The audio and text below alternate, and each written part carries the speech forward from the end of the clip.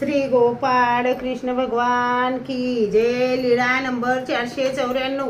विद्यार्थ्याच्या अनादरपूर्वक आमंत्रणा प्रसंगी अगात्वाचे निरूपण। सर्वज्ञांना सकाळचा पूजा वसर झाल्यानंतर सर्वज्ञ सत्या देवीच्या देवळात गेले। सोबतीला उपाध्ये होते। सर्वज्ञांनी दाराची चौकट दोन्ही श्रीकरांनी धरून आत बघितले तेव्हा आत विद्यार्थी शिकत होते। त्यांनी म्हटले, चांग देव रावडो या। सर्वज्ञ तसेच परत गेले।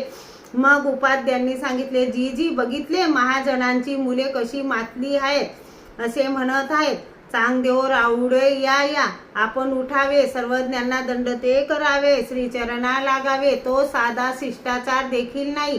यावर सर्वज्ञांनी सांगितले, आम्ही कोण हे त्यांना माहीत नाही, हे तुम्हाला माहीत आहे। हे अगाधाचे अगाध, हे कसे यांना काय समजणार। यावर सर्वज्ञांनी खडे या खुंबटे याचा दृष्टांत निरूपण केला। कोणी एकू डोयाचिये थडीये बेसला असे, तेथ कोणी एकू वेळसू ये।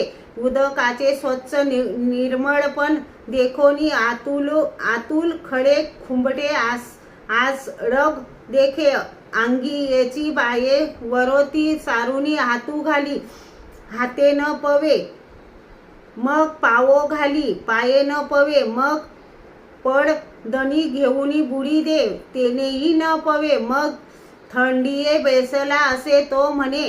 आगा हे अक्षोभ्य उदक तू भलतेही काय करी पा, जरी पावसी तसेच देवतेच्या भक्तिरूप साधनाने जर परमेश्वराचा मोक्ष कुणी मिळवू पाहत असेल तर तो कदापि शक्य नाही। हात स्थानी इंद्राद्रिक देवतेचे भक्ती साधन, पाय स्थानी ब्रह्मादिक देवतेचे भक्ती साधन, बुडी स्थानी चैतन्य मायेचे भक्ती साधन, थंडीवर बसला त्या स्थानी अपरोक्ष ज्ञानिया, तो म्हणती परमेश्वर अवताराच्या अनन्य अव्यभिचारी भक्ती साधना वाचून कोणत्याही देवतेच्या भक्ती साधनाने मोक्ष कधीच मिळत नाही। श्री गोपाळ कृष्ण भगवान की जय।